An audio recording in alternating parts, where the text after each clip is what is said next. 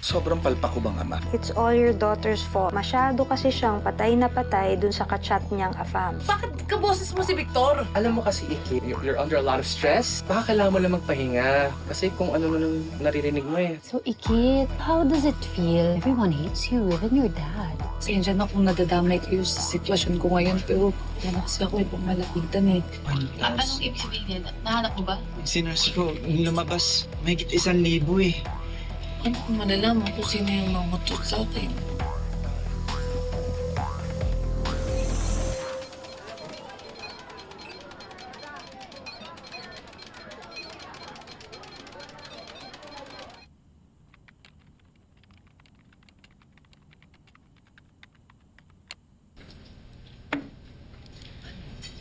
Yan, Nikit.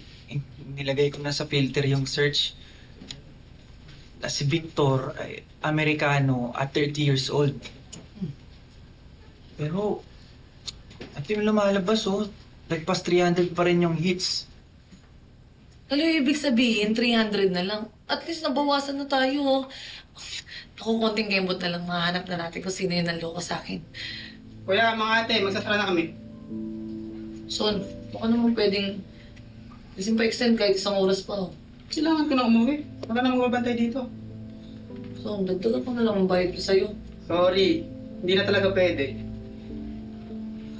Reggie, baka pwedeng pagpatuloy na lang natin itong paghanap bukas. Kasi 5 oras na tayo nakatutok sa screen. Duling na ako eh. Wala naman. Aloy, ayoko na kasi pagbukas to eh. Kasi natatakot ako baka bawat oras na lumilipas. Di ba yung perang in-scam sa akin, baka nagagastos niya rin araw-araw.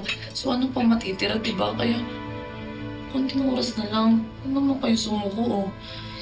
Sige, naiintindihan ka naman namin, Nikit. Kaso, hinahanap pa rin tayo ng mga magulang natin. Tsaka, promise, papatuloy natin to bukas. Pero sa ngayon, pahinga naman tayo. Tingnan mo si Baby Loves mo. Ayoko naman talaga kayong idamay dito. Ayoko kayong i-pressure. Siguro sobrang desperada lang talaga kasi ako mabawi yung pera eh. Natin tatantanan yung nahanapin na.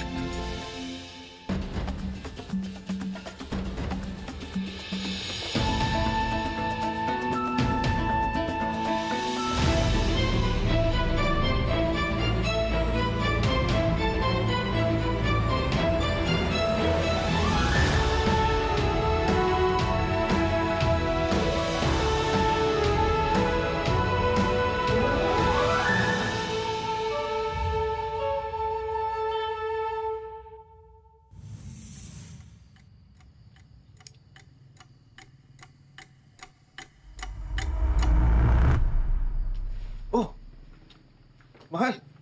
Saan ba kayo nang galing? Ginabi na kayo. Kanina pa ako nag-aalala. Hindi niyo sinasagot ang mga tawag ko eh. Sorry, mahal.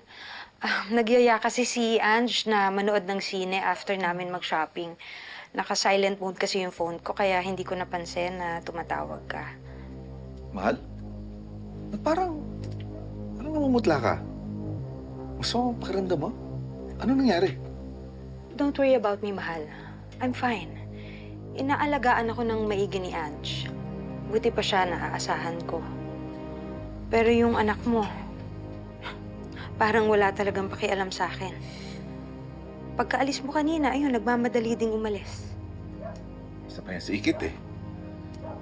Saan ba nagpupunta yung bata na yan? Hanggang ngayon, wala pa. Hindi ko rin alam, mahal. Bigla na lang umalis na hindi nagpaalam. Kakabastos nga eh. Hindi mga pinamili niyo. Bakit? Sumabi ka na.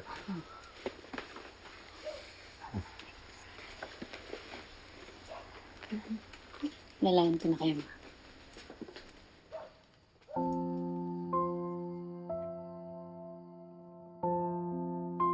Lord, pwedeng time first na po muna ako sa lahat ng mga kamalasan. Hindi ko na po kasi talaga kinakaya yung mga nangyayari sa akin eh. Nahirap na po akong pakisamahan si na Tita Rica at saka si Angela. Tapos nabudol pa po ako ng scammer. Binggong-binggo na po talaga ako kay tatay. Kaya baka naman, Lord, pwede na po ba akong tulungan na mahanap na si Victor? Para po masumbong ko na siya sa mga pulis tapos mabawi ko na po yung perang dinekwet niya sa akin. Please, Lord. At saka pwedeng last request na po. Wala na sanang masamang mangyari. Putang-puta na po ako. Ma'am, nakausap mo na ba si Tito Gani? Not yet. Ayoko makisabay, no? Mainit pa nga yung ulo niya kay Ikit. Saan ka na naman ba nanggaling? Ha? Tigit? Magkayo ka lang. Tigit, ano ba? Di ba sinabihan na kita na dumito ka lang muna sa bayan kasi di ko nare-resolve yung problema na ginawa mo sa mga tour guide? Ba't ka umalis? Paano kung inaway ka nila doon? Tapos wala ako, di ka na mapoprotektahan. Ano? Hindi tayo, nagpaalam naman po ako kay Tita Rica. Nagsabi po ako na pupunta po muna ako kala Gemalo tsaka kay Kaloy. Kasi nagpatulong po ako magpabenta ng ibang mga gamit po para po makabawas po sa utang natin. Tapos nagpatulong din po ako na mag-internet kami para po mahanap ko kung sino po yung nang-scam po sa akin. Ikit, anong pinagsasasabi mo? Nagpaalam ka sa akin. Bigla ka na lang umalis na hindi nagsasabi. Tita, nagsabi po ako sa inyo. Nagkamali siya po ba kayo? Nandun pa kasi Angela eh. Di ba, Angela? Uy, huwag ka mag-imbento kasi wala naman nangyaring ganun. Ikit. Ay. Kaya nagpaalam ka o hindi? Hindi ka dapat umalis dahil yun ang binili ko sa'yo eh. Tay, sorry po. Tay, sorry po kasi gusto ko lang naman po makatulong sa inyo eh. Tay, ayoko pong kayo lang po yung sumalo ng problemang ako po yung gumawa. Kaya po dumilihin siya po ako. Tsaka gusto ko pong huntingin talaga si Victor. Baka mabawi ko pa po yung pera. Sorry po, Tay.